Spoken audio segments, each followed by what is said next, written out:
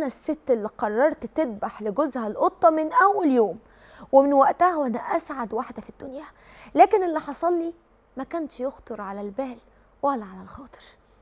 بتقول ان عمرها 30 سنه، ابتدت حكايتها من 10 سنين لما في يوم جالها والدها وقال لها الف مبروك اتقدم لك عريس. طبعا هي استغربت واتصدمت وقالت له طب يا بابا هو انا ماليش راي خالص كده، اتقدم لي عريس من غير ما ترجع لي؟ رد وقال كفايه ان انا شايف انه الشخص المناسب ليكي، وما اظنش انك هتعرفي تختاري لنفسك زوج احسن من الشاب اللي انا مختاره لك، ابن ناس ومن عيله ومحترم وموظف وحالته الماديه كويسه جدا، وكمان ده مترشح لي من اعز اصحابي، واكيد هو مش هيجيب لي حد وحش عشان اناسبه. بتقول ما كانش قدامي اي حلول غير ان انا اوافق. وتاني يوم هو جالنا البيت، وماما وقتها كانت قاعده ما بتتحركش، وركزوا في التفصيله دي قوي، مامتها كانت قاعده ما بتتحركش ولا حتى بتتكلم، وكان ليها اخت واحده اكبر منها ومتجوزه، هما اللي جم حضروا القعده مع باباها. بتقول من اول يوم شافت فيه العريس وانا حسيت ناحيته ان هو ده فعلا الشخص المناسب، كان طيب ومحترم جدا، وكل الطلبات اللي بابا طلبها منه وافق عليها من غير نقاش.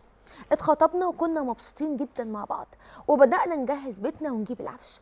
عدت الأيام وماما قبل فرحي بكام يوم قابلت وجه كريم، ورغم فراقها بابا ما اتعص ولا اتضايق ولا حس أي حاجة. تمم الجوازة وكتبنا الكتاب بعد أقل من شهر. كانت ماما لسه ميتة ما كملتش شهر وأنا اتجوزت. واليوم اللي روحنا فيه نودي العفش لقيت خطيبي اتصل بيا وهو متضايق جدا، ولقيته بيقول لي انا عايز افهم مين اللي سمح لك تتصلي بمعرض الموبيليا وتغيري كل العفش بتاع البيت قبل ما تاخدي رايي وقبل ما نودي الحاجه بيوم. رديت بكل حزم وقلت له اولا توطي صوتك وانت بتتكلم معايا، ثانيا انا حره، مش بيقولوا ان البيت الست بتبقى هي اللي المفروض مسيطره عليه وده مملكتها، وانا يا سيدي حره في مملكتي. اما بقى السبب اللي خليني اغير العفش فهو ان لاحظت ان نوعه رديء جدا، وعشان كده قررت ان اغيره. ونسيت اقولك صحيح ان في فرق في الاسعار، والراجل عايز الفلوس وانا دفعتهم من معايا وعايزه الفلوس منك عشان لسه في حاجات انا ما جبتهاش. ساعتها رد وقال لي وانا جبت اللي في مقدرتي، والفلوس الزياده انت اللي تتحمليها مش انا، عشان تبقي تتصرفي تاني مره من دماغك من غير ما ترجعي لي. رديت قلت له بكل هدوء عادي يا حبيبي سهله، اعتبر مفيش فرح وهاخد حاجتي كلها ومن ضمنها الاجهزه اللي انت جايبها مقابل الفلوس اللي انا دفعتها. عايز تتخانق معايا اتخانق، انا ما بيهمنيش. والموضوع زاد بينا جدا لحد ما بابا عرف، وهو اللي اتدخل في الامر اداني الفلوس الفرق وقال له انت قسطها لي، والجوازه تمت. وجه يوم الفرح وكان فرحان جدا وسعيد، وقال لي انا اسعد راجل في الدنيا النهارده، الف مبروك يا حبيبتي. بصيت له بتمرد وقلت له الله يبارك فيك، لكن ممكن اعرف سيادتك فرحان على ايه؟ على شهر العسل اللي هنقضيه في باريس، ولا على الشقه اللي مش قد كده؟ وانا من كرم اخلاقي وافقت ان اتجوز فيها. ثم بقى قول لي فين هديه الجواز؟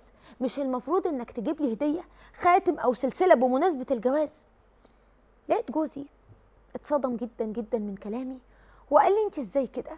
ازاي بتقولي الكلام ده يوم فرحنا؟ انت مش شايفه انه بدري قوي على النكد؟ قلت له نكد؟ انا نكد؟ طيب والله ما انت مقرب مني لحد ما تعرف قيمتي. وجريت بسرعه على اوضه تانية وقفلت على نفسي بالمفتاح.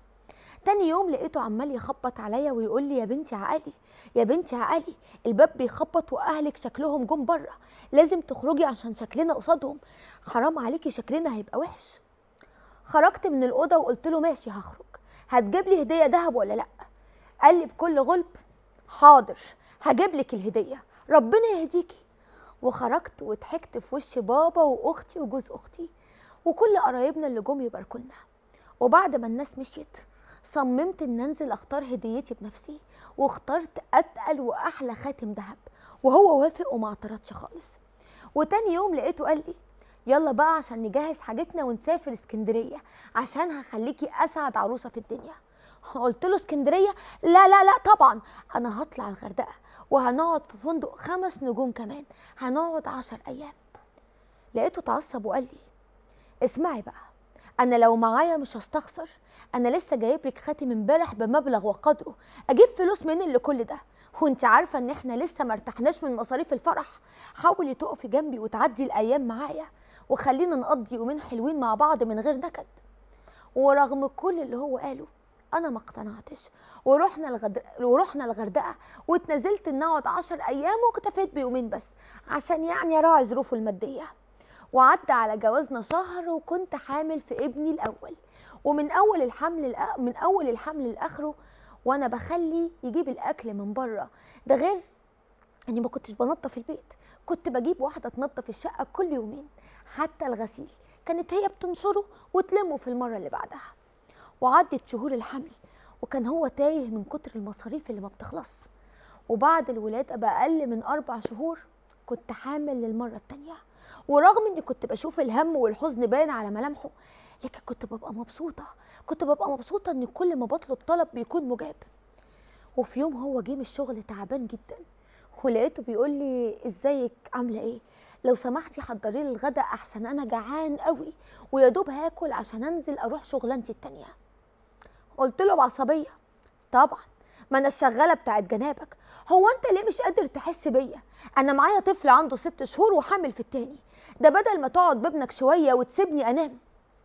رد وقال لي اللي يسمعك وانت بتقولي كده ما يقولش انك معاكي واحده بتيجي تنظف وتعمل الاكل وتقعد كمان مع الولد، ده انت يا دوب بتقعدي مع ابنك كام ساعه لحد الصبح وتسيبي الولد للمربيه طول اليوم، وقبل ما بتمشي بتصحيكي.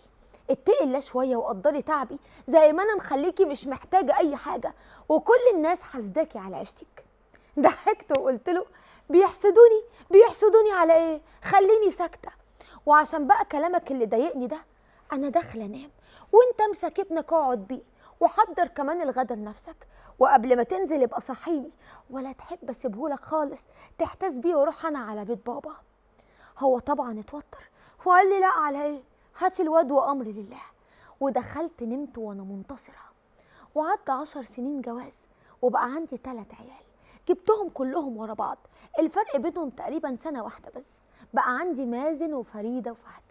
وكنت كل ما بطلب دهب او اي حاجه او هدوم او اغير ديكورات الشقه كان هو بيتضايق ويتخانق، لكن في الاخر كنت بهدده لو ما عملتش اللي انا عايزاه همشي اروح على بيت بابا واسيب لك العيال تحتس فيهم.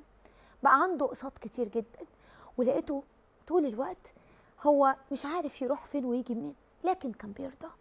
وفي مره كنت بكلم صاحبتي لقيتها بقول لها يا بنتي هما الرجاله كده، اوعي تفتكري ان الراجل طول ما انت بتقولي له حاضر ونعم هيسمع كلامك، لازم تلوي دراعه، لازم تمشيه على العجين ما يلخبطوش. لكن فكره بقى انك تقولي له اللي انت عايزه وحاضر هيفضل يقرفك وطول الوقت هيجي عليكي، واوعي تفتكري ان هم بينفع معاهم غير الطريقه دي. كنت بهدده كل مره ان هسيب الولاد وامشي، حتى يوم اجازته كنت دايما بقول له انا مش مغصوبه ان انا في يوم اجازتك اقعد لك، لو انا عايزه اخرج او اتفسح اقعد انت بعيالك عشان اخرج واتفسح واعيش حياتي. وعدت الايام ما بينا وابتديت فعلا احس ان هو ده السيستم اللي لازم امشي عليه، ما ينفعش ان اغيره. حتى صاحبتي انبهرت جدا لما نصحتها بالسيستم ده. المهم ان في يوم اختلفنا انا وهو بسبب الولاد لاني غيبتهم فتره كبيره جدا. لقيته اتعصب واتنرفز، ولقيته بيقول لي هو انت عيالك ما بيصعبوش عليكي؟ انت ازاي تغيبي العيال كل الفتره دي يا شيخه؟ ده انت امهم. قلت له يا حبيبي وانت ما بتصحاش بدري تلبس انت وتفطر ليه؟ انا واحده بكره الصحيان بدري، تعال على نفسك وانت اصحى بدري. لقيته بيقول لي انا جبت اخري منك، انت كل شويه تهدديني وتقرفيني. قلت له على فكره لو اتكلمت بالاسلوب ده تاني هاخد بعضي واسيب لك العيال واروح على بيت بابا. قال لي روحي على بيت بابا انا مش عايزك وورقتك هتوصل لك. هنا كانت صدمه، لان كان اول مره في عمره يقول الكلام ده واول مره يتكلم بالصيغه دي. فعلا قلت يا بنتي سيبي العيال وروحي يومين وهيتربى وهيلف حوالين نفسه. هو بيقول انه هيجيب بدالي حد يقعد بالعيال، لكن مفيش حد زي الام. خدت بعضي ومشيت على بيت بابا. حتى اسبوع واتنين والتالت وهو ما بيسالش عليا، والعيال وحشوني جدا. ولقيته فعلا بيتكلم ابويا وبيقول له النصيب خلص لحد كده، وكل حقوق بنتك هتكون عندك وورقتها كمان. ساعتها ابتديت اتجنن واحس ان ايه اللي بيحصل. حسيت ان جسمي بقى ساقع، حسيت ان انا مش قادره اصدق ولادي وجوزي وبيتي وكياني وهرجع اعيش مع بابا. لا انا مش عايزه العيشه دي. دخلت اوضتي وقعدت اعيط ورجعت بالسنين لورا، وافتكرت مشهد هو السبب في كل اللي انا بعمله ده. افتكرت امي الست الغلبانه اللي فجاه بابا دخل عليها رغم انها كانت مطيعه وبتسمع الكلام وبتقول حاضر ونعم، وبتقعد طول الوقت تعمل كل حاجه عشان تساعدنا وتربينا وتقف جنب بابا. انا فاكره انها كانت جايبه مكنه خياطه بتقعد عليها اكتر من 12 ساعه، ظهرها مقسوم نصين عشان مفيش حاجه ما تلبهاش لينا.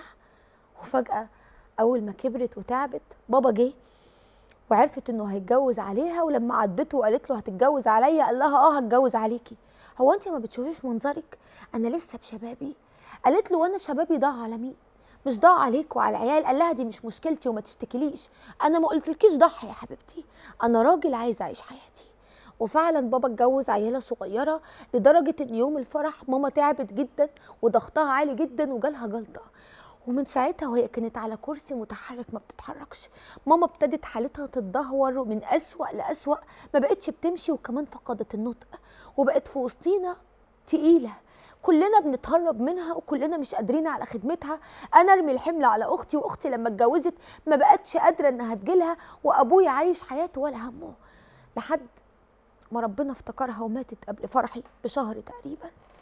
من ساعتها وانا قررت اني مش هكون صوره من ماما، امي اللي كانت بتقول حاضر ونعم وطيب، امي اللي كانت بتدبق القرش على القرش عشان الدنيا تمشي، امي اللي كانت هي اللي كل فلوس بتحوشها بتجري تقول لبابا خد عشان العيال ما يبقوش محتاجين حاجه.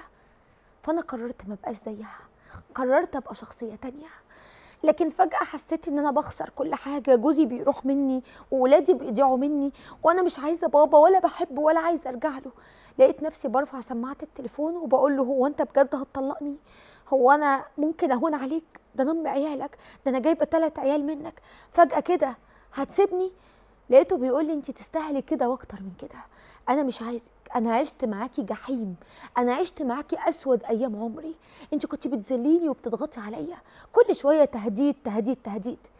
انا سمعتك كنت بتنصحي صاحبتك وبتقولي لها الرجاله ما بيمشوش غير بالطريقه دي، الوي دراعه وهو يمشي على عجين ما يلخبطه.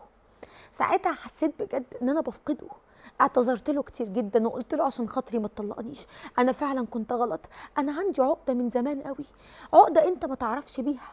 وحكيت له على تاريخ بابا مع ماما اللي هو ما كانش يعرفه، وقلت له سامحني عشان خاطري، وانا لو رجعت عمري ما هعمل كده تاني.